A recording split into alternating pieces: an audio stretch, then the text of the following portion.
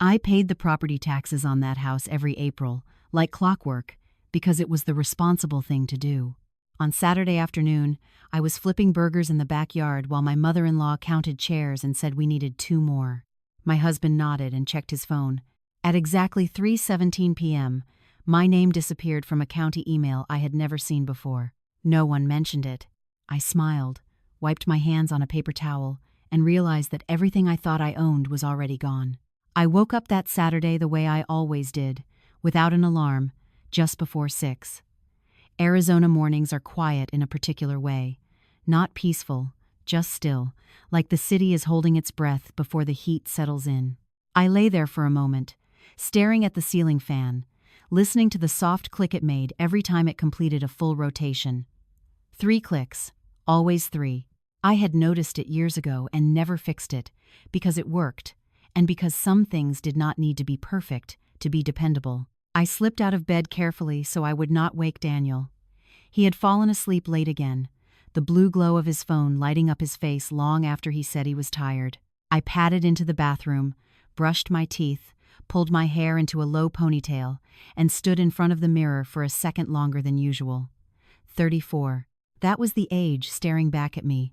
No wrinkles yet, just faint lines at the corners of my eyes from squinting at inspection reports and sunlit rooftops. I dressed simply. Denim shorts, a gray t-shirt I did not care about, sneakers I could stand in for hours. Today was the barbecue. By 7, I was already outside, dragging the folding tables from the garage into the backyard. The air was still cool, and the concrete felt cold through the soles of my shoes.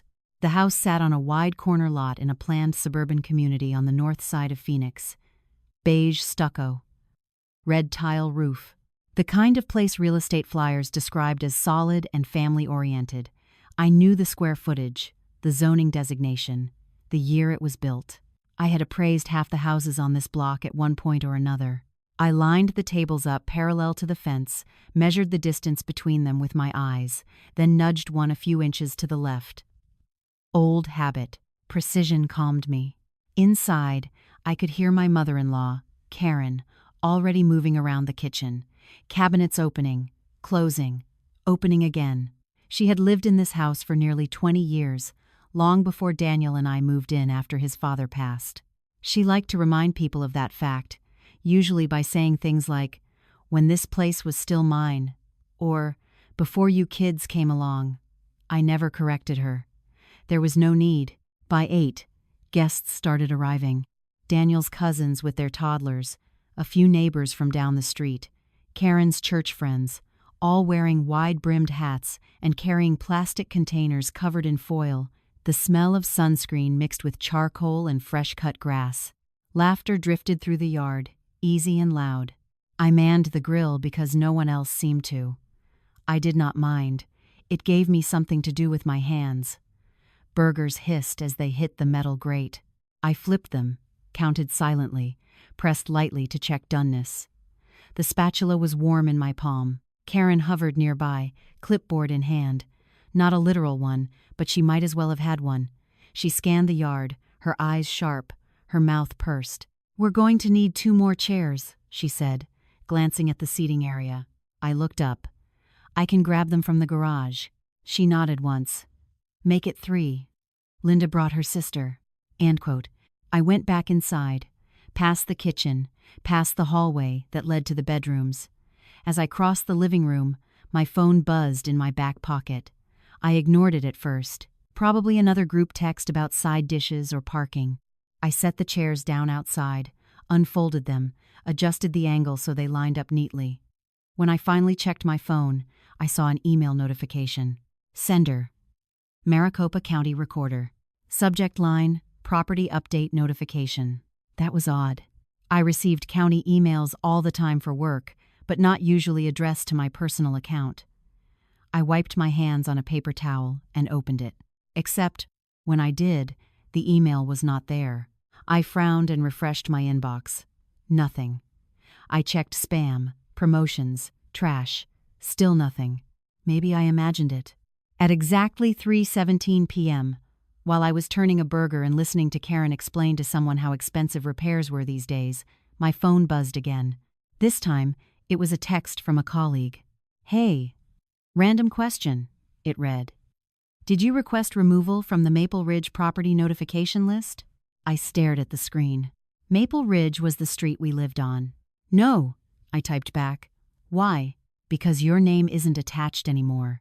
Just noticed when I pulled a public record." I stood very still, the grill crackling in front of me. Smoke curled upward, stinging my eyes. I blinked and flipped the burger automatically. Karen laughed behind me at something someone said. Daniel was leaning against the patio wall, drink in hand, nodding along to a story he was only half listening to. The kids were running through the yard, shrieking. I slipped my phone back into my pocket. Maybe it was a glitch. County systems updated all the time. Names fell off lists. Data lagged. I told myself this with the same calm certainty I used when explaining discrepancies to lenders. There was always an explanation. "Did you see the email?" I asked Daniel a few minutes later, keeping my voice light. "What email?" He barely looked up from his phone. "The county one. About the property." He frowned slightly, then shrugged.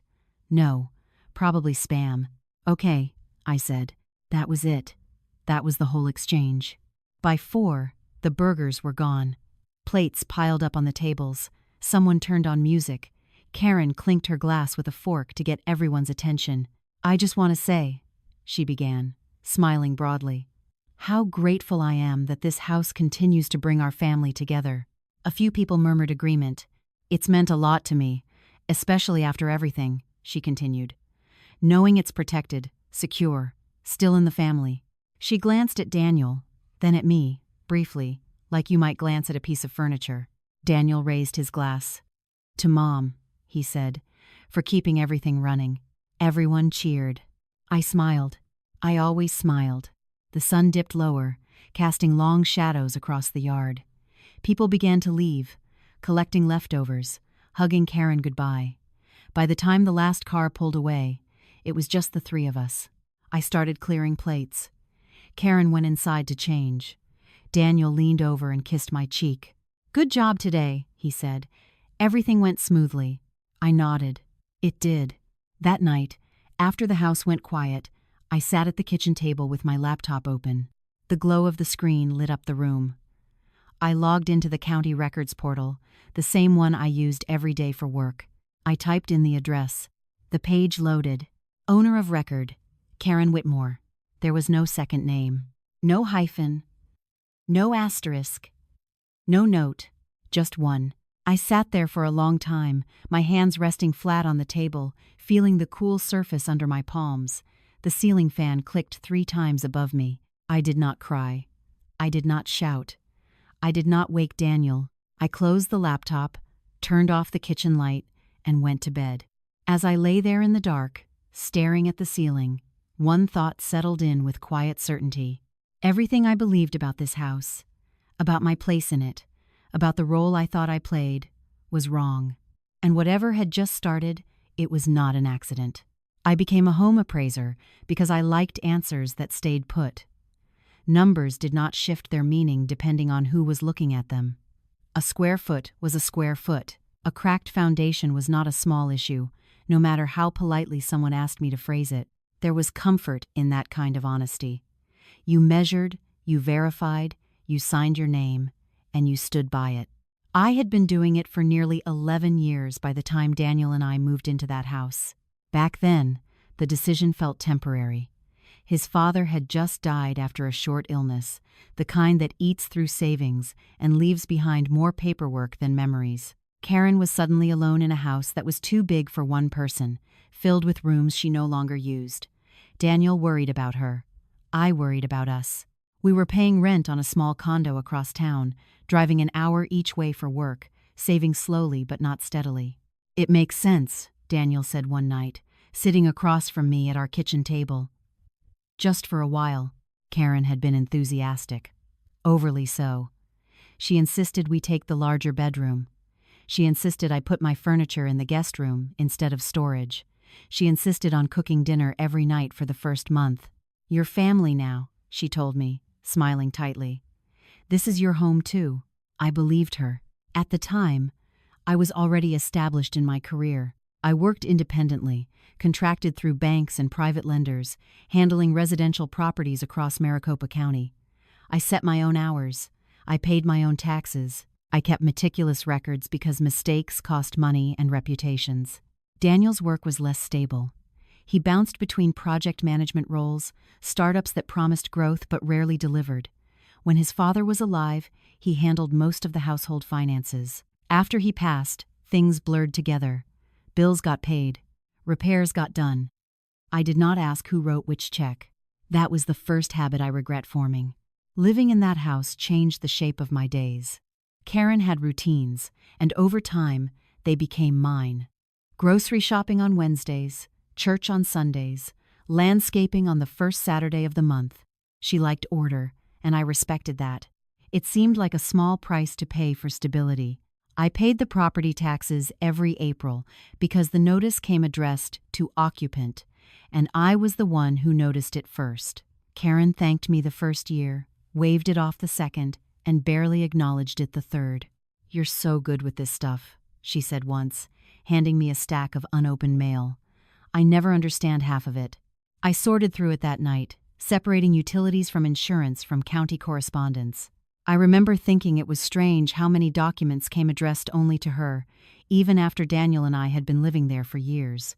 But again, I told myself there was a reason. Deeds were complicated, titles took time, family arrangements were delicate. I did not push.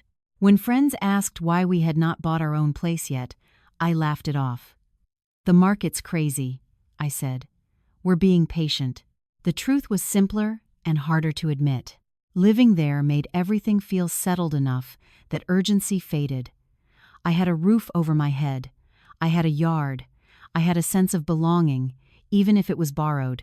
Daniel and I talked about kids in abstract terms. "Someday," he said, "when things are clearer." Karen nodded approvingly whenever it came up. "No rush," she said. "This house has seen enough change." I did not notice how often she said, "my house," instead of "our home." At work, I was respected. Lenders trusted my reports because I did not inflate values to make deals easier. Realtors groaned when they saw my name, which I took as a compliment. I knew my reputation mattered. I guarded it carefully. That reputation followed me into my personal life in subtle ways. Karen asked my opinion on home improvements. Daniel deferred to me when discussing repairs. "She knows this stuff," he would tell people. I thought that meant I was valued. Over time, small things began to shift. Karen stopped asking before making changes. New appliances appeared without discussion. Contractors showed up while I was at work, their invoices already paid. "I took care of it," she said when I asked. "It was easier." Daniel sided with her. "She's just trying to help," he said. "Why make it a big deal?" I learned not to. When Karen refinanced the house to cover medical expenses from Daniel's father's illness, she asked me to review the paperwork. I did. Everything looked standard. Rates, terms, signatures. I noticed my name was nowhere on it. "Should I be?" I asked casually. Karen laughed. "Oh, honey, no. This is just between the bank and me." Daniel squeezed my hand. "It doesn't affect us." I believed him because I wanted to. The longer we lived there, the more invisible my contribution became. I handled maintenance. I coordinated repairs. I paid taxes when reminders came in generic envelopes. But when neighbors asked who owned the house, Karen answered before anyone else could. "It's been in the family for years," she said proudly. I stood beside her, smiling. That night, after I closed the laptop and went to bed, I lay awake, replaying moments I had brushed past too quickly. The way Karen's smile tightened whenever someone complimented me, the way Daniel avoided conversations about paperwork, the way decisions happened around me instead of with me. I reached for my phone and opened my calendar. April. Tax payment logged. July. Insurance premium split 3 ways. September. Roof inspection coordinated by me. Invoice paid by Karen. Patterns emerged when you stopped pretending not to see them. In the dark, Daniel shifted beside me, murmuring something unintelligible. I watched the outline of his face, familiar and suddenly distant. I thought about the county email that never reached me. about my name disappearing quietly from a record I had assumed it belonged on, about the way Karen had said protected that afternoon, like she was talking about something fragile and solely hers. The unsettling part was not the shock. It was how easily everything fit once I let it. This life, the one I thought I was building patiently, responsibly, turned out to be carefully managed by someone else. I had been measuring rooms while ignoring boundaries. I had been counting square footage while overlooking ownership. Lying there, listening to the ceiling fan click its steady rhythm, I understood something that made my chest feel hollow and strangely calm at the same time. I had not been excluded by accident. I had been placed exactly where they needed me to be. Karen liked to say she hated drama. She said it often, usually right after she created some. It took me a long time to understand that she did not see herself as controlling.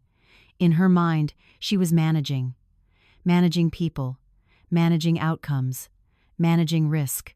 She spoke in that calm, measured tone that made objections sound childish.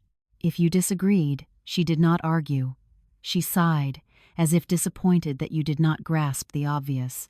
"I just don't want problems later," she would say. Daniel had grown up inside that tone. It shaped the way he moved through the world. He avoided confrontation, the way some people avoided heat, instinctively stepping back before it touched him. When Karen spoke, he listened. When she decided, he adapted. At first, I mistook that for kindness. In the early months after we moved in, Karen involved me in everything: grocery lists, paint colors, which tree branches needed trimming before monsoon season. She framed it as inclusion, and I responded with gratitude. "You're so easy to live with," she told me once, patting my arm. "Not like some women, always needing control." I laughed, not realizing that she was telling me exactly what she valued. The house had its own hierarchy, and it did not shift easily. Karen at the center, Daniel orbiting close, careful not to disrupt her.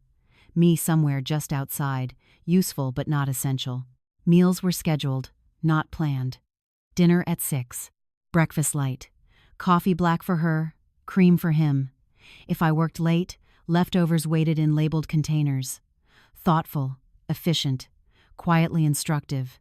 "You don't have to do so much," Daniel said once when he found me folding laundry late at night. "It's fine," I replied. "I like things organized." Karen smiled from the doorway. "She understands," she said. "Some people do." Over time, that smile started to feel like a reward I was expected to earn.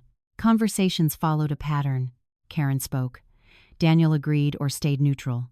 I filled in gaps, smoothed edges, translated between them when necessary. If I raised a concern, Karen listened politely, then redirected. "That's not really something you need to worry about," she would say. "I've handled it." Handled meant decided. Handled meant finished.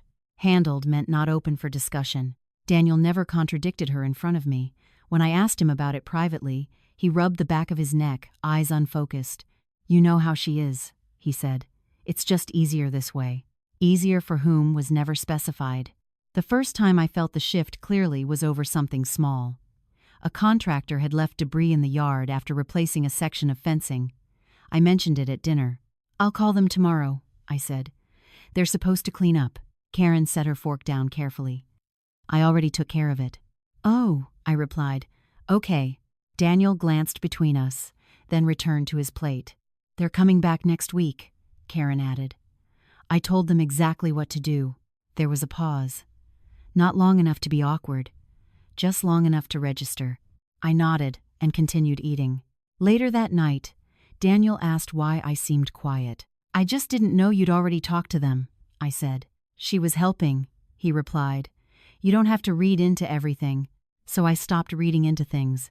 I noticed how often Karen referred to sacrifices she had made, how she framed decisions as burdens she carried alone. "Someone has to think long-term," she said. "I can't rely on everyone to understand that." Daniel absorbed those words like oxygen. He repeated them without realizing it. "She's just thinking ahead," he told me when I questioned a change. "She's trying to protect us." Us was a flexible term. When Karen wanted me, included, us meant all three of us. When she did not, us meant her and Daniel. It was subtle. It always was. Holidays made it clearer. Karen decided who came, who stayed, how long they stayed. She decided seating arrangements. She decided which stories were told and which were skipped. At Thanksgiving, when Daniel's cousin asked about my work, Karen answered for me. "She looks at houses all day," she said lightly. "Not very exciting, but she's good at it." Daniel smiled. "She's the best." Karen nodded once, satisfied. I swallowed my response and passed the gravy. There were moments when I tried to assert myself, small ones, suggesting a change to the living room layout, asking to be included in discussions about repairs. Each time, Karen responded with patience that felt rehearsed. "I've already thought it through," she said. "Trust me." Trust became the word she used most when she wanted something to stay as it was. Daniel echoed it unconsciously. "She knows what she's doing." I watched him retreat whenever tension threatened. He did not argue. He did not negotiate. He complied, and in his compliance, he asked me to do the same. "She's my mother," he said once, frustrated. "I can't just go against her." I wanted to ask when he planned to go for me instead. I did not. What I did instead was adapt. I kept notes. Mental ones at first, then actual ones. Dates, conversations, decisions made without me. I told myself it was for clarity, not suspicion. The thing about family systems like that is, they do not announce themselves. They reveal themselves through repetition, through the same dynamics playing out over and over until you stop expecting anything else. Karen controlled information. Daniel controlled harmony. I controlled logistics. It worked, until it didn't. Looking back, the signs were there.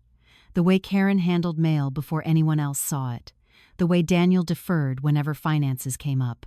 The way my professional knowledge was welcomed only when it supported their decisions. The barbecue had not been an anomaly. It had been a demonstration. Karen standing in the yard, declaring the house protected.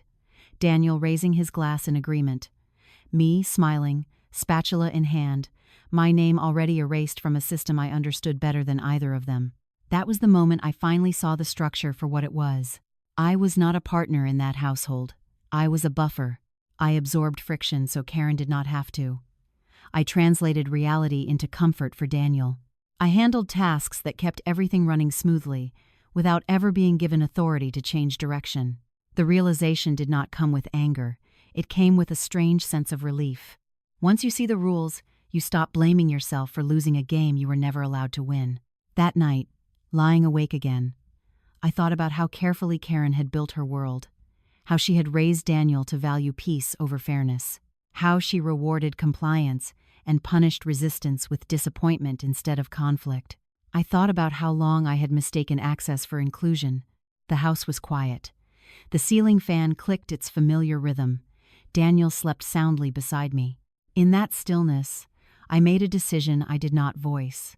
I would stop trying to belong inside a system designed to use me. And whatever came next, I would approach it the way I approached every appraisal. By documenting the truth, whether or not anyone wanted to hear it. Once you start paying attention, the world does not change. Your interpretation of it does. In the days after the barbecue, nothing dramatic happened.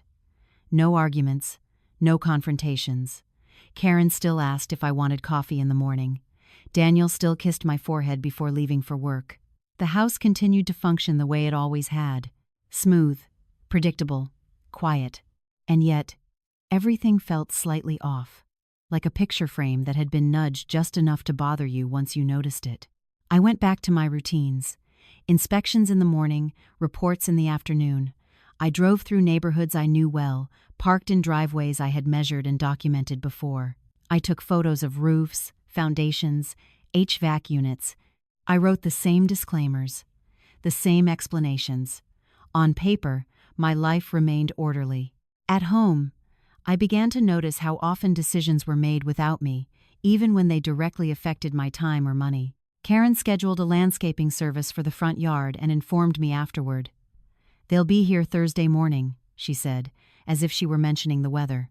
"That's fine," I replied automatically. "How much is it?" She waved a hand. "I've already paid." Daniel shrugged when I asked him about it later. She had the cash on hand. And created. Cash on hand was another phrase I had learned not to question. A week later, a plumber showed up unexpectedly to replace a section of piping under the kitchen sink. I had no memory of an issue. "It was leaking," Karen said when I asked. "I didn't want to bother you." I crouched under the sink after he left, inspecting the work. The pipes were new. Too new. There had been no water damage, no mineral buildup, nothing that suggested an urgent problem. "Did it actually leak?" I asked Daniel that night. He hesitated. Just a fraction of a second. "She said it did. That was always enough." The pattern repeated itself in small, unremarkable ways. Insurance documents arrived already opened. HOA notices were handled before I saw them. A credit card statement sat on the counter with my name highlighted next to a line item I did not recognize. "That was for the fence repair," Karen explained. "I used your card because it had the highest limit." "Adigo." I stared at the charge. "You didn't ask." She looked genuinely surprised. "I didn't think I needed to." Daniel stood behind her, silent. I told myself I was overreacting. Families shared resources. This was what living together meant. I had agreed to this arrangement, even if no one had ever defined it clearly. Still, I began writing things down. Not in a dramatic way, not like a diary. Just notes in my phone. Dates, names, amounts. Who decided what? Who signed which document? I told myself it was for my own sanity, not for evidence. One evening, as I reviewed a report for a lender, my email pinged with an automated reminder. Annual homeowners insurance renewal due in 30 days. I frowned. The policy was not in my name, but I had paid half the premium for years. I forwarded the email to Karen. "Got this reminder. Want me to handle it again?" She replied within minutes. "Already taken care of." Something tightened in my chest. I logged into the insurer's portal using credentials I had saved years ago. The policy had been updated, coverage adjusted, payment method changed. I was no longer listed as a contributing party. I closed the browser and sat back in my chair, the hum of the refrigerator loud in the silence. When I asked Daniel about it, he rubbed his temples. "She's just simplifying things." "For who?" I asked. "For everyone," he said quickly. "You know how stressed she gets with paperwork." And 97. I almost laughed. Karen thrived on paperwork. She loved it. Forms gave her authority. Signatures gave her control. That night, I dreamed I was standing in a house I knew well, but every door led somewhere else. Hallways stretched longer than they should. Rooms shifted when I turned my back. I woke with my heart racing, the image lingering. The next morning, I found a folded document on the kitchen counter, a notice from the county assessor's office. It was addressed to Karen, informing her of a reassessment following a change in ownership structure. Change in ownership structure. The phrase sat there, printed plainly, like it had always belonged. I picked it up, read it twice, then set it back exactly where it had been. Karen entered the kitchen moments later, cheerful. "Good morning." "Morning," I said. "What's this?" She glanced at the paper and smiled. "Oh, that. Just administrative." "I know. Administrative how?" She poured herself coffee, unbothered. "Nothing you need to worry about." There it was again. The phrase she used like a boundary line. Daniel entered, tying his shoes. "What's up?" "Nothing," Karen said before I could answer. "Just boring house stuff."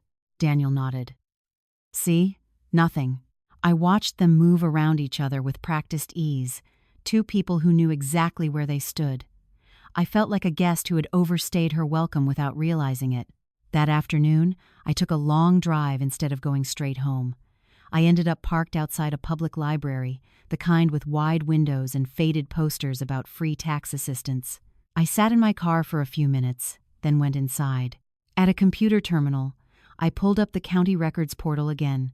I searched not just our address, but Karen's name, cross-referenced filings, recorded deeds, trust registrations.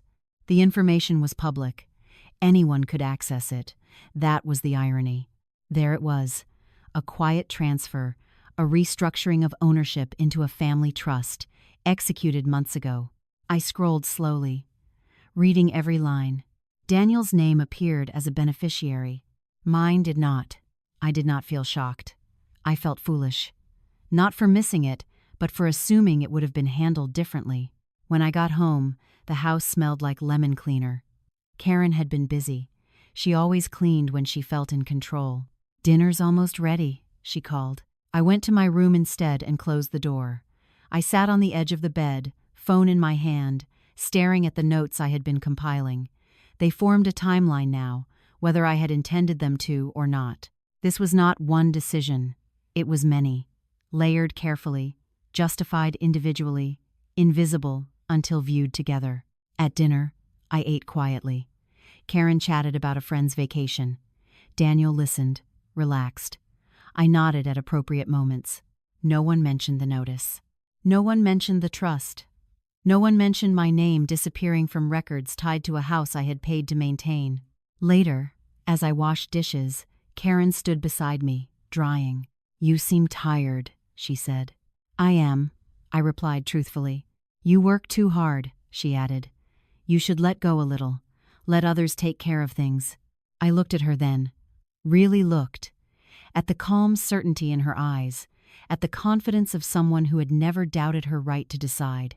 That night, as I lay in bed, I stopped asking myself why this was happening. The answer was clear. Because I let it. The harder question, the one that kept me awake, was what would happen when I stopped. There is a specific kind of theft that does not involve breaking locks or emptying accounts. It happens quietly, through forms and signatures and conversations you are not invited to. By the time you notice, nothing looks stolen. Everything is still there. The house, the furniture, the routines, even the smiles. What is gone is harder to name. For days after I found the trust filing, I did nothing. I went to work, I came home, I listened, I watched. I let the house continue its performance of normalcy. Karen talked about repainting the guest room. Daniel mentioned a possible job lead. The ceiling fan clicked 3 times. The dishwasher hummed. Life went on, unbothered by the fact that my legal existence inside it had been edited out. I kept thinking about the word ownership. In my line of work, ownership was never emotional. It was documented, verified, recorded. You either had it or you didn't. There was no gray area, no implied understanding. Lenders did not care how long you had lived somewhere or how many checks you had written. They cared about whose name appeared on a specific page, in a specific database, at a specific time. By that standard, I did not exist in that house. I had not lost money. Not directly. My savings were intact, my income steady. No one had drained my accounts or forged my signature. If I tried to explain the situation to someone casually, it would sound petty. "So what?" they might say. "It's still where you live." That was the trap. That was what made it work. Because what had been taken was not shelter.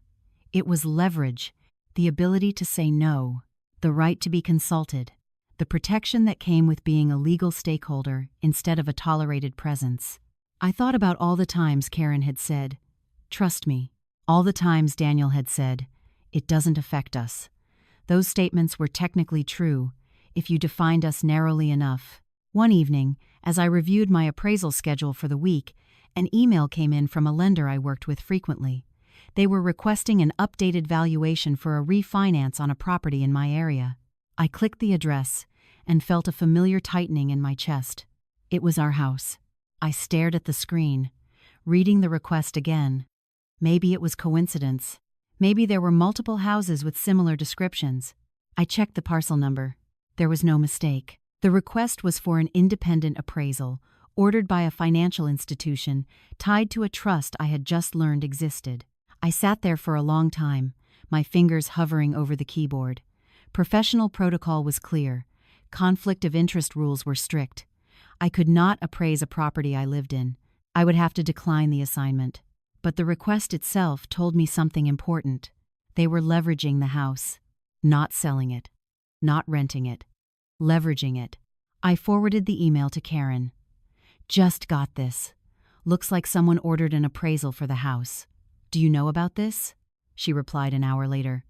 "Yes, it's nothing to worry about. just planning ahead. Planning ahead. Again. Daniel was in the shower when I saw the reply. The sound of running water filled the bathroom, steady and loud. I sat on the bed, phone in hand, and felt something inside me settle. They were using the house as an asset. They were using my home as collateral, and they were doing it without me. That was when I understood the second thing they had taken: my professional identity. Not in the obvious sense. No one had questioned my credentials or undermined my work publicly. But they had put me in a position where my expertise became inconvenient, where my knowledge was something to work around instead of work with.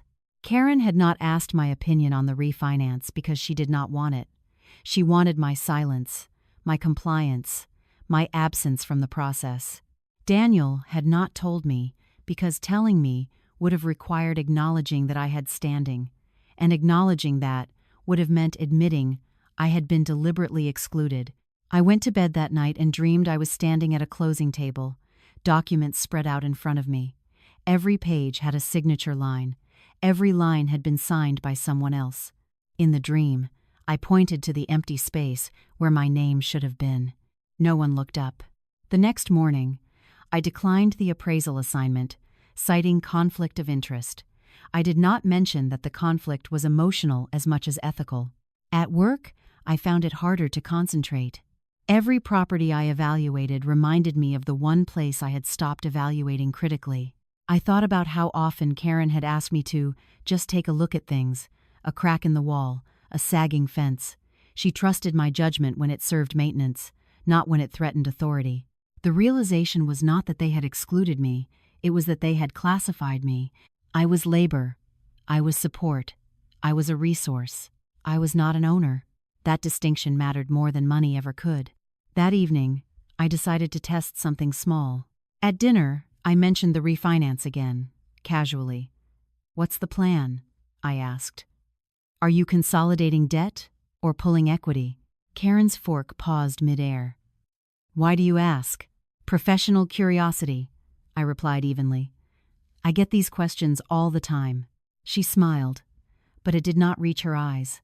"It's already handled." Daniel shifted in his chair. "We don't need to get into details." "And for we?" I asked lightly. Karen laughed, too quickly. "You know what we mean." I nodded and dropped the subject, but inside, something clicked into place. They were comfortable making decisions because they believed there would be no consequences. That belief rested on one assumption: that I would continue to behave the way I always had. Helpful, quiet, reasonable. They had mistaken my restraint for permission. That night, I opened a new document on my laptop. Not notes this time. A clean page. At the top, I typed a single line: Maple Ridge, ownership and exposure. I began listing facts, not feelings, dates, filings, transactions, communications. I did not know yet what I would do with the information. I only knew that I would no longer carry it loosely, hoping it resolved itself. There was a strange calm in that decision, the kind that comes when you stop negotiating with reality. They had taken something intangible from me, something they assumed I would never notice until it was too late. They were wrong, because in my world, value was never about what you could see. It was about what could be proven. There is a difference between suspicion and confirmation. Suspicion lives in your head. Confirmation shows up in your mailbox. It was a Tuesday afternoon when the letter arrived. Not certified, not urgent, just a plain white envelope wedged between a grocery flyer and a credit card offer. The return address was a law firm I did not recognize. I stood by the kitchen counter, flipping the envelope over once, then twice. Karen was out, volunteering at the church thrift shop. Daniel would not be home for another hour. The house was quiet, the kind of quiet that felt staged. I opened the letter with my thumb. Inside was a single page, neatly formatted, addressed to Karen Whitmore, trustee. The language was formal, detached, written for people who understood how to read between lines. It referenced an executed line of credit secured by the Maple Ridge property. It referenced compliance requirements. It referenced timelines. At the bottom, in smaller print, was a list of parties notified. Karen Whitmore. Daniel Whitmore. That was it. I read the page slowly, then again, this time paying attention to what was not there. My name. Any mention of occupancy rights. Any acknowledgement that someone else lived in the house full time. This was not planning ahead. This was execution. They had not been testing the waters. They had been moving forward, step by step, confident that nothing would interrupt the process. I folded the letter carefully and set it back on the counter. My hands were steady. My pulse was not. I felt a dull pressure behind my eyes, the kind that came from holding too many thoughts in place at once. I went to my room and closed the door. I sat on the bed, letter in my lap, and let myself think clearly for the first time in weeks. This was the trigger. Not emotionally, but structurally. Up until now, everything could be dismissed as misunderstanding, as family dynamics, as paperwork quirks. This could not. A secured line of credit meant the house was now actively tied to debt. It meant decisions were being made that could result in foreclosure if something went wrong. It meant that, legally, the house could change hands without my consent or even my awareness, and I would have no standing to object. I checked the date on the letter. The credit line had been finalized 2 weeks earlier. 2 weeks. I replayed that time in my head. The barbecue, Karen's speech, Daniel's toast, the county email that vanished, the appraisal request. It had all been happening at once. I heard the front door open. Karen's voice floated down the hallway, cheerful and light. I slipped the letter into my bag and stepped out of the room. "Hey," she said, "you won't believe the deals they had today." "That's great," I replied. She moved into the kitchen, setting down her purse. Her eyes flicked briefly to the counter, then away. She knew. Of course she knew. Daniel came home shortly after. He dropped his keys into the bowl by the door and leaned in to kiss my cheek. "Long day," he said. "Mine too," I replied. We ate dinner together like we always did. Karen talked. Daniel listened. I nodded. No one mentioned the letter. Afterward, while Karen watched television in the living room, I followed Daniel into our bedroom and closed the door behind us. "We need to talk," I said. He sighed, already tense. "About what?" "About the line of credit." His eyes flickered. "Just once." "Enough." "She told you," he said. "She didn't," I replied. "Her lawyer did." He rubbed his face. "It's not what you think." "Then tell me what it is." He hesitated, then exhaled. "It's just in case. If something happens, if she needs liquidity, it doesn't affect you." I held his gaze. "It affects the house." "It's her house," he said automatically. The words landed between us, heavy and undeniable. I waited for him to correct himself, to soften it, to say something else. He didn't. "That's how you see it?" I asked. He looked away. "Legally, yes." I nodded slowly. "And my name?" He frowned. "What about it? Why was I removed from county notifications?" He opened his mouth, then closed it. "She said it was simpler." "For who?" "For her," he said, quieter now. "For us." I sat down on the edge of the bed. "Do you understand what this means?" He shrugged helplessly. "I don't know all the details." "That's the problem," I said. "You didn't want to." He bristled. "That's not fair." "Isn't it?" He ran a hand through his hair. "What do you want me to do? She's my mother. And I'm your wife." He said nothing. That silence was the confirmation I had been avoiding. Later that night, I lay awake, staring at the ceiling. The fan clicked its familiar rhythm. 3 clicks. Always 3. I thought about the credit line terms. Variable rate. Adjustable. I thought about Karen's age. Her fixed income. About what would happen if rates spiked or expenses rose. I thought about how easy it would be for the house to become a liability instead of an asset. And I thought about how none of them had considered how that risk affected me. Because to them, I was not a stakeholder. I was collateral. The next morning, I called a title company I had worked with before, not as myself, but as a professional inquiry. "I'm looking into a property held in a family trust," I said. "I need to understand potential exposure for occupants not listed as beneficiaries." The woman on the line explained it calmly, efficiently. "Occupants without legal interest have no protections if the trust defaults," she said.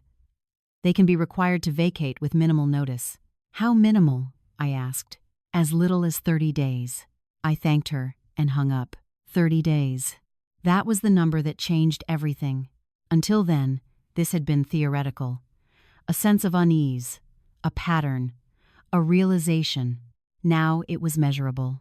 I could lose my home with a month's notice because of decisions I had no voice in. That afternoon, I took a half-day off work. I went to the county office in person, pulled full records, printed everything: deeds, trust filings, liens. I sat at a plastic table under fluorescent lights, assembling a story out of paper. The story was clear. Karen had consolidated control. Daniel had consented. I had been removed. Not maliciously, in their minds. Efficiently. When I got home, the house felt different, smaller, temporary. I walked through each room slowly. The living room where I had hosted holidays, the kitchen where I had paid bills, the bedroom where I slept beside a man who had chosen silence over solidarity. This was the moment the ground shifted under my feet. Not because I was hurt, because I was exposed. And once you see exposure clearly, you stop asking whether something is fair. You start asking what you can prove. That night, I added a new section to my document. Trigger event. Legal exposure. Under it, I wrote one sentence. This is no longer about family. This is about risk. I closed the laptop and turned off the light. Whatever came next would not be accidental. It would be calculated. After the letter, I stopped trying to explain myself. Not out of spite, not out of anger. It was simpler than that. Explanation assumed misunderstanding, and there was none left. The house did not feel hostile. That was the unsettling part. Karen still asked if I wanted tea in the evening. Daniel still asked how my day was. The routines remained intact, like a set built to reassure an audience that nothing had changed. But something had. I began moving through the house differently, more deliberately. I stopped tidying up messes that were not mine. I stopped preemptively solving problems before they became visible. When something broke, I noted it instead of fixing it. Karen noticed. Of course. She always did. You seem distracted lately, she said one afternoon as we stood in the kitchen. Is work overwhelming? No, I replied. Work is clear. She nodded slowly, as if filing the answer away. You know, if something's bothering you, you can always talk to us. And the word us hung there, vague and imprecise. I know, I said. I did not. At night, when Daniel fell asleep, I lay awake and ran through scenarios in my head. Not emotional ones, practical ones. If the credit line was drawn further, if rates rose, if Karen's health declined, if Daniel lost his job, each scenario ended the same way. I would be asked to adapt. I would be asked to understand. I would be asked to make sacrifices in a house I did not own, for decisions I did not make. The clarity was sobering. I realized then that the most dangerous thing about the situation was not the trust or the credit line.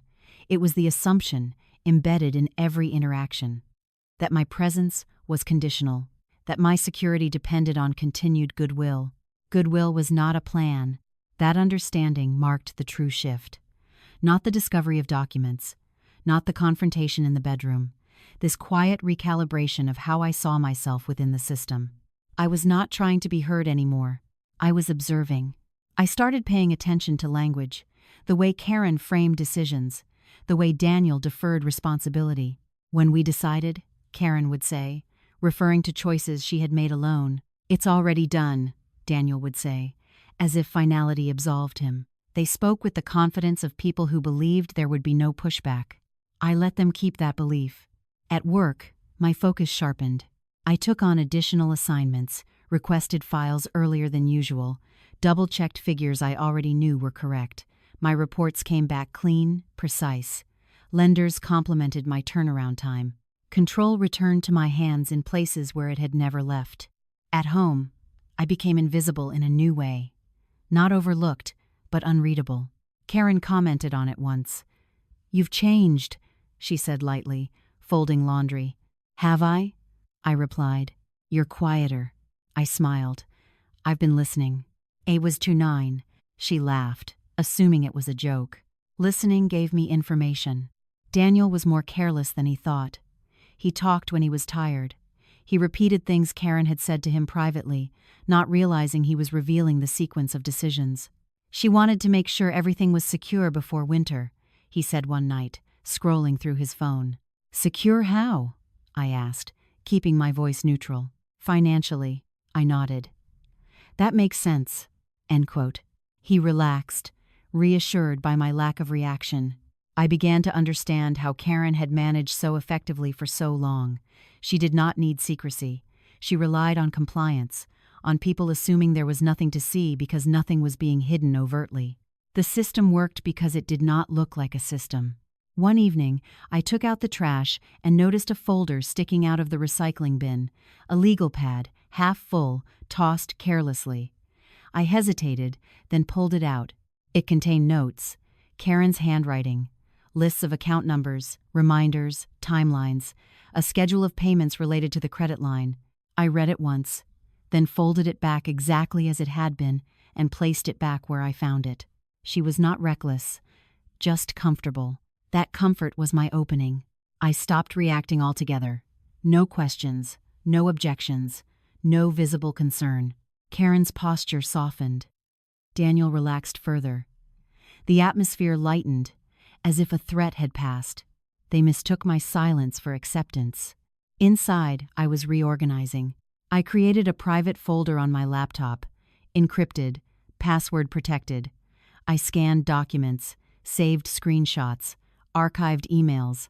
I labeled everything meticulously. Dates mattered. Sequence mattered. Intent mattered. I did not know yet what form my response would take. I only knew it would not be loud. Loud responses were expected. Emotional responses were manageable.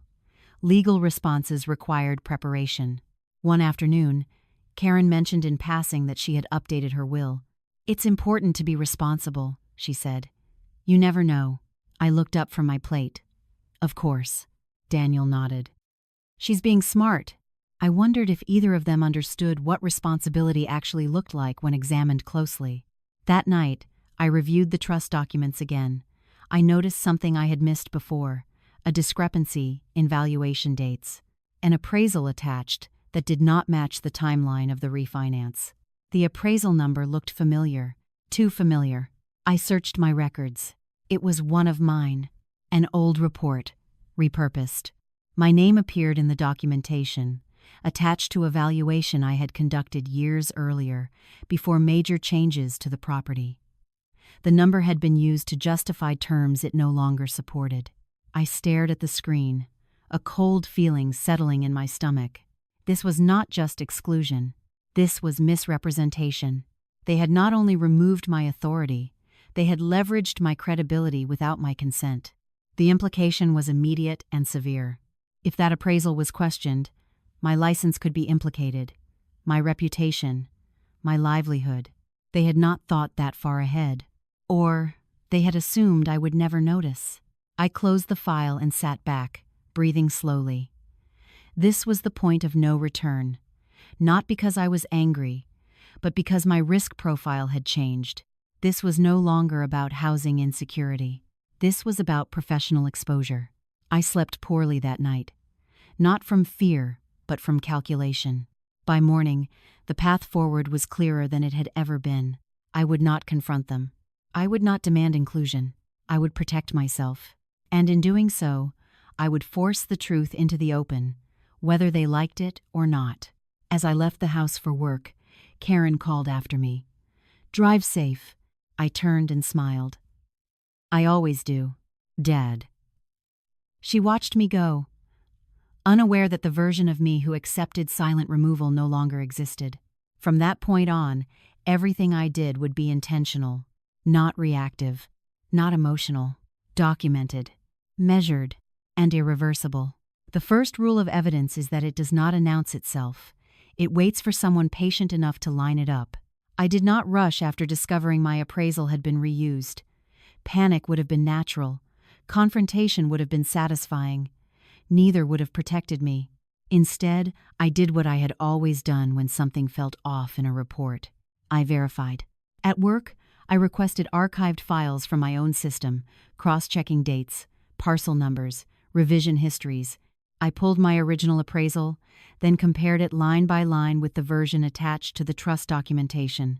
The changes were subtle but decisive. Adjusted comps, omitted updates, a valuation frozen in time, repurposed to serve a present agenda. The signature block still bore my name. The certification date did not. Someone had copied the document, altered it, and submitted it as current. That was not sloppy. That was deliberate. I opened a new spreadsheet and began logging each inconsistency. Not just the appraisal. The trust filings referenced assessments that did not align with county records. The credit line paperwork cited insurance coverage amounts that had changed months earlier. The dates did not match. The sequence did not make sense. When you live inside systems long enough, you develop an instinct for where they bend. I followed those bends. On my lunch breaks, I made phone calls. Neutral ones. Professional ones. I called the lender listed on the letterhead. I did not identify myself as an occupant or a spouse. I identified myself as an appraiser verifying public record alignment. I'm reviewing a file tied to a recent credit line, I said. I'm seeing discrepancies between the appraisal date and the underwriting timeline. The man on the line paused. What discrepancies? I described them, calmly, without accusation. That shouldn't be, he said. I agree, I replied. That's why I'm calling. He asked for the parcel number. I gave it to him. There was a longer pause this time. I'll need to escalate this, he said finally. Of course, I said. I just want to make sure everyone's protected. Protected was a word he understood. Over the next few days, I repeated the process with different entities, the insurance company, the title firm. Each conversation revealed something small but important, a missing disclosure, an outdated attachment, a reliance on information that should have triggered verification but hadn't. No one accused Karen of wrongdoing. No one needed to. The system was beginning to notice itself. At home, I remained unchanged. I cooked dinner when it was my turn. I responded politely. I asked nothing. Karen grew more relaxed. She talked more freely. I'm glad everything's settled, she said one evening, sipping tea. It's such a relief not to have loose ends. Daniel nodded. It's better this way. Opened. For everyone, Karen added. I watched her carefully. The confidence. The assumption of finality. She had always believed that the absence of conflict meant success. That was her mistake. One afternoon, an email arrived from the lender. The subject line was neutral. Request for clarification. I read it slowly. They wanted updated documentation, a current appraisal, confirmation of property condition changes, verification that the submitted report reflected present realities. In short, they wanted the truth. I did not forward the email. I did not print it. I saved it to my folder and waited. 2 days later, Karen received a call while I was in the living room. She lowered her voice instinctively, pacing near the window. Yes, she said. I understand. A pause. No, that shouldn't be necessary. Another pause. I'll see what I can do. She hung up and stood still for a moment, her shoulders tight. When she turned, she smiled too quickly. Everything okay? I asked mildly. Just a misunderstanding, she said. Banks are so picky. Daniel frowned. What kind of misunderstanding? Paperwork, she replied. Nothing to worry about. I returned to my book. That evening, Daniel tried to talk to me. Mom's dealing with some stress, he said. This whole refinance thing is getting complicated. I'm sorry to hear that, I replied. He hesitated. She might need help. With documents. I looked up at him. What kind of help? He shrugged. Just looking things over. You know how she is. There it was, the expectation sliding back into place. I closed my book. I can't, I said. He blinked. Why not? Conflict of interest, I replied. Professionally, he frowned. It's family. That's exactly why, I said. He opened his mouth to argue, then stopped. He had no counter for that. The next morning, Karen knocked on my door. She sat on the edge of the bed, posture careful. I hear the bank's asking for an updated appraisal, she said lightly. It would really help if you could handle it. Just to keep things simple. I met her gaze. I can't appraise a property I live in. Her smile faltered. You've looked at it before. Before there was a credit line, I replied. Before my name was removed from records. The silence stretched. She recovered quickly. You're reading too much into things. I don't read, I said. I verify. Her eyes hardened. Are you accusing me of something? No, I replied calmly. I'm protecting myself. She stood abruptly. I don't understand why you're being difficult. I watched her walk out, the door clicking shut behind her. That was the moment she realized something had shifted. The lender's follow-up came faster this time. They requested a third-party appraisal, unaffiliated with previous documentation. They flagged the earlier report for review. I knew what that meant. An internal audit. Once initiated, it would not stop at the property. It would trace the source of the documentation, the alterations, the submission pathway. Karen had not considered that possibility because she did not understand how compliance worked. She had relied on authority, not process. Process was unforgiving. At dinner that night, the tension was palpable. Karen barely ate. Daniel kept checking his phone. Finally, he spoke. Did you call the bank? I set my fork down. They called me. Karen looked up sharply. Why would they call you? Because my appraisal is attached to your loan, I replied. And it shouldn't be. The room went silent. Daniel's face drained of color. What does that mean? It means, I said evenly, that documentation was submitted using my professional credentials without my consent, and that puts me at risk. Karen scoffed. That's ridiculous. It's documented, I replied, and now it's being reviewed. Action. Her hand trembled as she lifted her glass. You're overreacting. No, I said softly. I'm responding appropriately. Daniel looked between us, panic creeping in. Can't you just fix it? I shook my head. I won't interfere with an audit. Karen slammed her glass down. You're doing this on purpose. I met her gaze. I'm doing this because I have to. That night, I added the final section to my document. Evidence. Professional misrepresentation. The list beneath it was long, too long to ignore. As I closed the file, I felt no triumph, no anger, only certainty. They had built their plan on the assumption that I would remain quiet. They had used my work because they believed my restraint extended to my own protection. They were about to learn the difference. Because once evidence exists, it does not care who you are. It only cares whether it can be proven. And now, it could. I had spent weeks thinking Karen was the architect of everything. It made sense. She had the confidence, the certainty, the instinct to manage outcomes before anyone else even realized a decision was being made. She spoke in absolutes and moved with the ease of someone who had never been questioned seriously. But once the lender flagged the appraisal, once the word audit entered the conversation, the dynamic shifted in ways I had not anticipated. Karen was loud when she felt threatened. Daniel was quiet. That difference mattered. The morning after our confrontation at dinner, Karen did not come down for breakfast. Her bedroom door stayed closed well past the hour she usually watched the news. When she finally emerged, her hair was pulled back tightly, her face set in a way I recognized from the few times she had been truly angry in the past. Daniel sat at the kitchen table, staring at his phone, his coffee untouched. I have a meeting today, Karen announced. With the bank. Daniel looked up. What kind of meeting? The kind where misunderstandings get cleared up, she said sharply. I poured myself coffee and waited. She turned to me. I don't appreciate being blindsided. I met her gaze. Neither do I. Her lips thinned. You could have come to me first. I tried, I said. You told me it was none of my concern. She scoffed.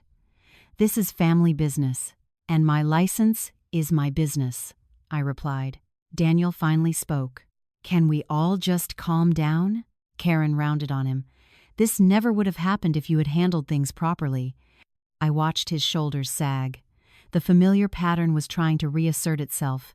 Karen directing, Daniel absorbing blame, the system looking for equilibrium. But something was off. Daniel did not defend her. He rubbed his face slowly, as if weighing something he had been carrying for a long time. "I did what you asked," he said quietly. "Every step." Karen froze. "What is that supposed to mean?" He looked at me, then back at her. "You told me to keep her out of it. You said it would be cleaner, easier." My chest tightened, not from surprise, but from confirmation. Karen's voice sharpened. "I told you to protect the family." "And I did," he replied. "I signed what you put in front of me." The room felt suddenly smaller.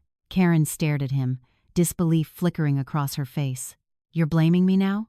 "I'm saying," Daniel continued, "that I didn't ask enough questions, and now it's blowing up." He turned to me. "You're right. This affects you. More than I wanted to admit." Karen laughed bitterly. "Oh, so now you're taking her side." He flinched. "This isn't about sides." But it was. That was when I realized the truth I had been circling without naming.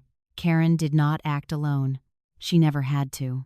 Daniel had been the gatekeeper, the one who filtered information, the one who chose what reached me and what didn't. Karen made decisions, but Daniel executed them. He was the bridge between her authority and my silence. He had not been passive. He had been complicit. That understanding shifted everything. Karen stormed out shortly after, slamming the door behind her. The house shook briefly, then settled. Daniel remained at the table, staring at his hands. "I didn't think it would get this far," he said. "That's the problem," I replied. "You didn't think." He nodded slowly. "I thought I was keeping the peace." "At my expense," I said. He did not argue. Later that day, the bank called again. This time, they asked for Daniel. I listened from the hallway as he spoke, his voice tight. "Yes," he said. "I understand." A pause. "No, she didn't authorize that." Another pause. "Yes, I'll send whatever you need."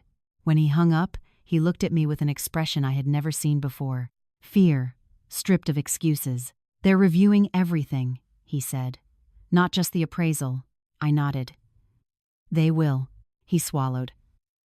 "Mom says you're trying to hurt her." "I'm trying to protect myself," I replied. He nodded again, slower this time. "I know." That admission was small, but it mattered. Karen returned that evening in a controlled fury. She spoke quickly, defensively, as if speed could prevent reality from catching up. "The bank is overreacting," she said. "They always do." I went to Divrin. "They're doing their job," I replied. She turned on me. "You've turned this into a mess." "No," I said evenly. "You did. I just stopped covering it up." Her eyes flashed. "You wouldn't even be here without me." The words landed exactly where she intended them to. I let them sit there. Daniel stood abruptly. "Enough." We both turned to him. "You don't get to talk to her like that," he said. "Not anymore." Karen stared at him, stunned. "Excuse me?" He took a breath. "I should have spoken up sooner. I didn't. That's on me. But this stops now." The silence that followed was heavy, unfamiliar. Karen's voice dropped, controlled and cold. "If you side with her, you're choosing to tear this family apart." Daniel shook his head. "No. I'm choosing to stop pretending nothing's wrong." She looked at him like she was seeing him for the first time, and in a way, she was. That night, Daniel slept on the couch. Karen stayed in her room. The house felt fractured, lines drawn where there had only been pressure before. I sat at the kitchen table, reviewing emails as they came in. The lender requested additional documentation. The title company asked clarifying questions. The process was unfolding exactly as it should. Karen's authority was dissolving, not because I challenged it directly, but because it could not withstand scrutiny. Daniel hovered nearby, restless. "I never meant to put you at risk," he said quietly. "I know," I replied. "But you did." He nodded. "What happens now?" I closed my laptop. "Now the truth does." He looked at me, searching. "And us?" I considered the question carefully. "I don't know yet," I said honestly. "But I won't live where my safety depends on someone else's mood." He nodded again, eyes downcast. In the days that followed, the narrative Karen had relied on began to collapse. Not dramatically, methodically. The bank froze the credit line pending review. The appraisal was officially flagged. Requests for explanations went unanswered because there were none that held up. Karen oscillated between anger and panic. She blamed the bank. She blamed me. She blamed Daniel. But blame did not stop processes already in motion. What struck me most was how quickly her control evaporated once it was questioned. Without unquestioned authority, she had nothing else to stand on. No facts, no documentation that aligned, no narrative that could survive examination. She had built her power on assumptions. I had built mine on records. Daniel watched it happen, visibly shaken. The woman he had deferred to his entire life was suddenly exposed as fallible, vulnerable, and reactive. He did not say much. Neither did I. Because by then, I understood something else. Karen was not the real antagonist. The real danger had been the system that allowed her to operate unchecked, the quiet agreements, the unspoken rules, the belief that harmony mattered more than honesty. Breaking that system did not require shouting. It required refusing to play my assigned role. As the audit progressed, one thing became clear. No matter how this ended, the version of our family that relied on my silence was already gone, and there would be no going back to it. Not for Karen, not for Daniel, and certainly not for me. By the time the audit moved from internal review to formal inquiry, Karen had stopped pretending everything was under control. Her calls grew shorter, her explanations less confident. She paced more, slept less. The house carried a low, constant tension, like a wire pulled too tight. I did not escalate anything. That was the part no one seemed to understand. From Karen's perspective, this was an attack. From Daniel's, a crisis spiraling faster than he could contain. But from mine, it was simply procedure taking its natural course. I had not filed a complaint. I had not reported anyone. I had not accused Karen of fraud or misconduct. I had done something far less dramatic. I had stepped aside. When the lender asked for clarification, I answered honestly. When the title company requested verification, I provided records. When compliance officers reviewed documentation bearing my name, I confirmed what was mine and what was not. Nothing more, nothing less. The system did the rest. One afternoon, I received a call from the State Appraisal Board. Not an accusation, a courtesy notification. "We're reviewing a file that includes your certification," the woman said. "At this time, no action is required on your part." "Understood," I replied. That call was the turning point. Karen no longer had control over the narrative. This was no longer about family dynamics or misunderstandings. It was about professional accountability. She confronted me that evening, standing in the doorway of my room, arms crossed. "You could have stopped this," she said. I looked up from my laptop. I did, by not interfering. Her eyes narrowed. "You knew this would happen." "I knew what might happen," I corrected. "That's why I tried to be included earlier." She scoffed. "Included? You wanted control." "No," I said calmly. "I wanted transparency." Daniel stood behind her, silent. Karen shook her head. "You're punishing me." I closed my laptop. "I'm refusing to protect decisions I didn't make." The distinction mattered. For the first time, she had no response. The following week, the lender formally suspended the credit line. Notices arrived. Deadlines were imposed.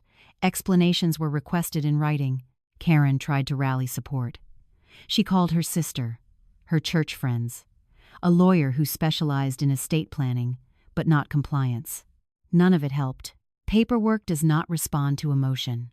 Daniel tried to fix things in his own way. He offered to speak on Karen's behalf, to explain intent, to smooth things over. "They don't care about intent," I told him. "They care about accuracy." He nodded, exhausted. "What do you want me to do?" I considered the question carefully.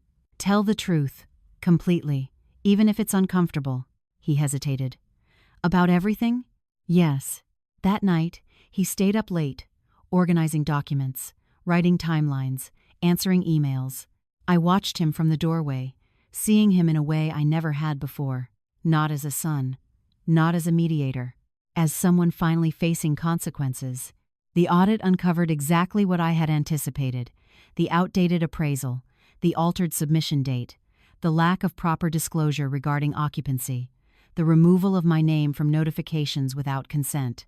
Each issue alone might have been overlooked. Together, they formed a pattern. Karen was called in for a formal interview. Daniel went with her. When they returned, Karen's composure was gone. "They're questioning everything," she said, voice tight, "as if I did something wrong." I said nothing. Daniel looked at me. "They asked why your name was removed." "And what did you say?" I asked. "That you didn't agree to it." Karen whirled on him.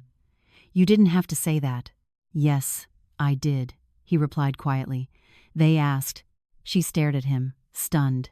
That was when I realized the response I had chosen had done something else as well. It had removed Daniel's ability to hide.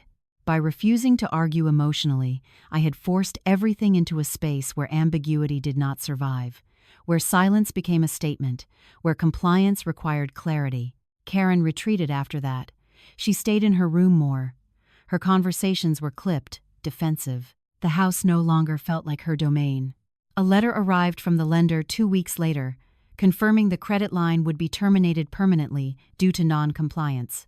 No penalties, no charges, just closure. Karen read it at the kitchen table, hands shaking. "This is your fault," she said flatly. I met her gaze. "It's the outcome." Daniel exhaled slowly. "What happens now?" Karen's voice cracked. "I don't know." That was the first time I had ever heard her say it. In the quiet that followed, something shifted fundamentally. Karen was no longer the authority. Daniel was no longer the shield. And I was no longer the buffer. The system that had depended on my silence had collapsed under its own weight. I did not celebrate. I felt something closer to relief, because my response had not been designed to win. It had been designed to end the risk. A few days later, I made my own decision. I began looking for apartments, not out of spite, not as a threat, as a boundary. When I told Daniel, he did not argue. "I understand," he said. "I'm not leaving you," I replied. "I'm leaving this situation." He nodded, eyes tired. "I should have protected you." "Yes," I said.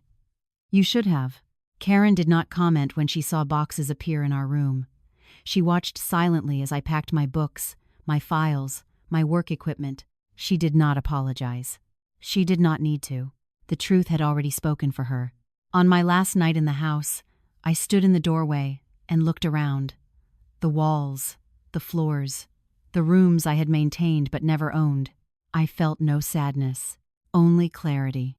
I had responded in the only way that mattered, not by attacking, not by begging, but by refusing to carry risk that was never mine to bear. And once that refusal was documented, the rest followed inevitably. Because systems built on silence cannot survive scrutiny, and people who rely on others to absorb consequences always panic when someone finally stops. The apartment I found was small, 1 bedroom, 1 bathroom, a narrow balcony that overlooked a parking lot, and a strip of desert landscaping that struggled against the heat. It was nothing like the house on Maple Ridge, and that was precisely why it felt right. I signed the lease on a Wednesday afternoon, my name printed cleanly at the top of the page. No trust, no intermediary, no shared authority, just me, a set of keys, and a clearly defined boundary. Moving out was uneventful. Daniel helped load the boxes without argument. Karen stayed in her room. The silence between us felt final, but not dramatic. There were no slammed doors, no last words. Just the quiet acknowledgement that the arrangement we had been pretending was functional no longer existed. What surprised me was how quickly the ripple effects reached beyond the house. The lender's termination of the credit line triggered notifications across systems Karen had relied on for years. The title company updated its records. The trust documents were flagged internally. Nothing was accused outright, but everything was marked for review. Karen's church friend called one afternoon, her voice cautious. "She seems stressed," she said. "Is everything okay?" "I'm not the right person to ask," I replied. Within weeks, Karen's careful image began to crack.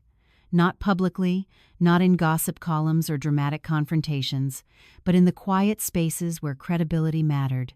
Bank meetings that ended without resolution, advisors who asked pointed questions, professionals who documented conversations instead of smoothing them over. She had always believed that respect came from authority. She was learning that it came from alignment. Daniel felt it too. His job offer fell through unexpectedly. The startup he had been negotiating with paused, citing concerns about personal stability. He came home one night, looking shaken. "They asked about my living situation," he said. "About financial entanglements." I nodded. "That happens." He sank onto the couch. "I never realized how connected everything was." "It always is," I replied. That was the public part of it, the part that could be traced on paper. The private part was subtler. Daniel began to see his mother differently, not as an unassailable force, but as someone who had relied on avoidance and unquestioned loyalty to maintain control. Conversations between them grew strained. She no longer spoke in absolutes. She asked, hesitated, recalculated. Karen had lost something she could not easily regain. Not money, not the house, but the assumption that she would always be deferred to. That loss was visible to others. At a family gathering weeks later, I attended as Daniel's wife, not as a resident of Maple Ridge. We arrived separately. Karen greeted me politely, formally, as if we were distant acquaintances. Someone asked about the refinance. Karen deflected. Someone else asked about the house. She changed the subject. I watched from the sidelines, unnoticed, as her narrative unraveled under its own inconsistencies. No one accused her of wrongdoing. They did not need to. The absence of certainty spoke for itself. Later that evening, Daniel's aunt pulled me aside. "You did the right thing," she said quietly. "I wish I had." I did not ask what she meant. The climax, if there was one, came not in a courtroom or a confrontation, but in a conference room at a local bank branch. Karen and Daniel sat across from a compliance officer and a loan manager. I was not there. I did not need to be. The outcome was simple. The bank declined to engage in any future lending tied to the trust without full restructuring and third-party oversight. The house would remain, but its ability to be leveraged quietly was gone. Karen's financial autonomy had been curtailed, not by me, by process. When Daniel told me later, his voice was flat. "She's furious." "I know," I said. "She says you ruined everything." I paused. "What do you think?" He exhaled slowly. "I think everything was already broken. I just didn't want to see it." That was the closest he came to an apology. Living alone changed me in ways I had not anticipated. Not dramatically, practically. I slept better. I worked longer hours without resentment. I cooked when I wanted to. I left dishes in the sink without worrying about judgment. I paid rent on time and received receipts with my name on them. My life became smaller and clearer. Clients noticed. My reports became sharper. My turnaround time improved. My confidence returned, not as bravado, but as consistency. One afternoon, I received a call from the state appraisal board again. This time, it was a formality. "The review has concluded," the woman said. "No issues were found with your conduct. Thank you for your cooperation." I thanked her and hung up. That was it. No fanfare. No vindication speech. Just closure. Daniel visited occasionally. We talked, carefully. Honestly, for the first time in a long while. "I don't know what this means for us," he said once. "I know what it means for me," I replied. Karen did not reach out. When she did see me, she was guarded, polite, diminished. The power she had wielded so effortlessly no longer functioned outside the environment that had supported it. And that was the true consequence. Not exposure, not embarrassment, but limitation. The system that had protected her had been forced into the open, where it could no longer operate unchecked. I had not taken the house. I had not taken her money. I had taken myself out of the equation. And in doing so, I had changed the math for everyone involved. The final moment came quietly. One evening, standing on my small balcony, watching the sun dip behind the parking lot lights, I realized something that surprised me. I was not angry. I was not even particularly proud. I felt steady. The kind of steadiness that comes when your life is no longer built on someone else's permission.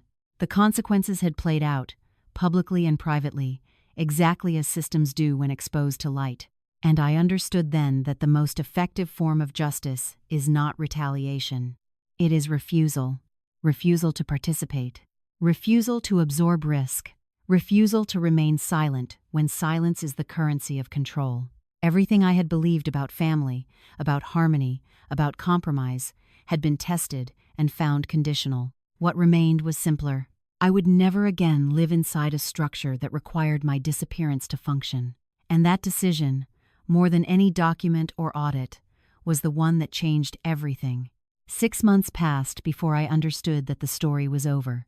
Not because nothing else happened, but because nothing else needed to happen. My life settled into a rhythm that was both unfamiliar and deeply ordinary. Morning light through blinds that belonged to me. Coffee brewed exactly the way I liked it. Workdays, structured by my own priorities instead of someone else's expectations. Evenings that did not require explanation. There were no dramatic milestones. No single moment where I felt free. Freedom, I learned, was not an event. It was an absence. The absence of monitoring. The absence of justification.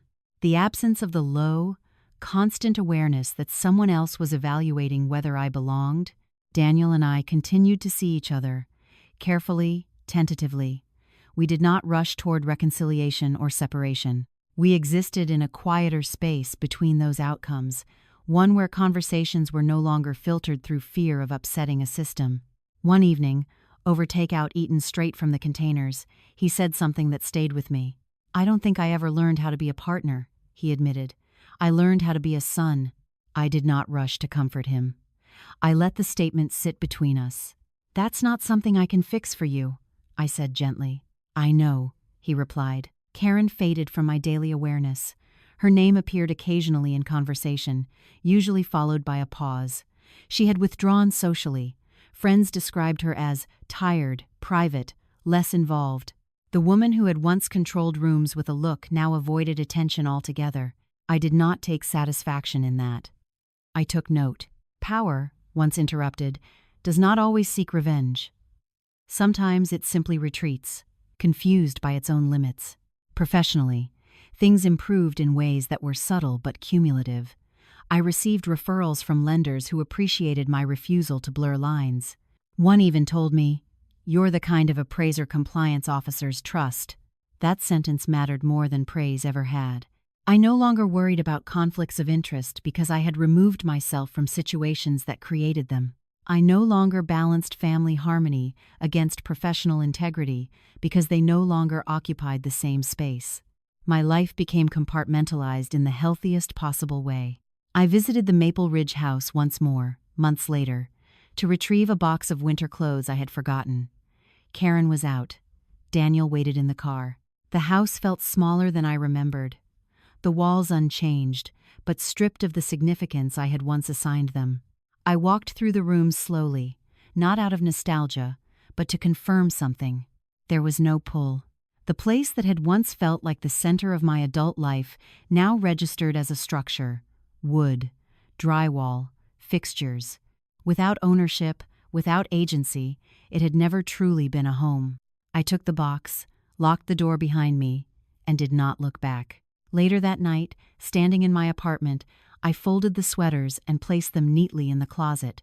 Everything fit. That was when the final realization settled in. The twist of the story was not that I had outsmarted anyone. It was that I had misunderstood the nature of power entirely. I had believed power looked like control, like decisions made unilaterally, like authority exercised without explanation. Karen had embodied that version perfectly. But the power that endured, the power that protected me when things fell apart, looked very different. It looked like documentation. It looked like boundaries. It looked like the ability to say, "I will not carry this risk," and to mean it. The most unsettling truth was that I had always possessed that power. I had simply chosen not to use it. Not because I was weak, but because I believed cooperation was safer than clarity.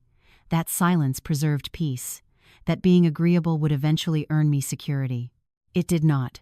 Security came only when I stopped asking to be accommodated and started acting as if my position mattered. The house on Maple Ridge still stood. Karen still lived there, Daniel still visited her regularly. Life went on. But the structure that had depended on my quiet compliance no longer functioned. And I had not dismantled it by force. I had stepped out of it. That was the part no one anticipated. They had prepared for confrontation. They had prepared for emotion. They had prepared for forgiveness. They had not prepared for absence. For a refusal so calm it offered nothing to argue against. For a boundary that did not need enforcement because it was already lived. In the end, no one won. There was no triumph to narrate, no enemy to vanquish. There was only a redistribution of responsibility. Karen was forced to manage her affairs transparently, or not at all. Daniel was forced to confront the cost of avoidance, and I was forced to accept a truth I had delayed for years. Belonging that requires self-erasure is not belonging.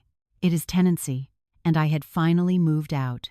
The last thing I did before going to bed that night was open my laptop and archive the folder I had built so meticulously.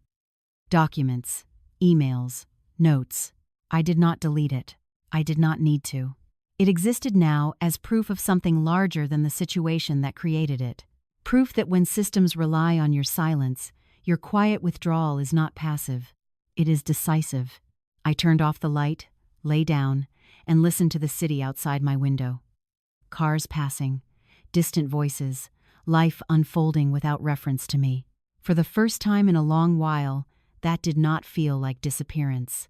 It felt like presence, and I knew, with a certainty that required no validation, that whatever came next in my life would be built on terms I understood, in structures I consented to, with risks I had chosen knowingly. Everything else could fall away. This, finally, was solid ground.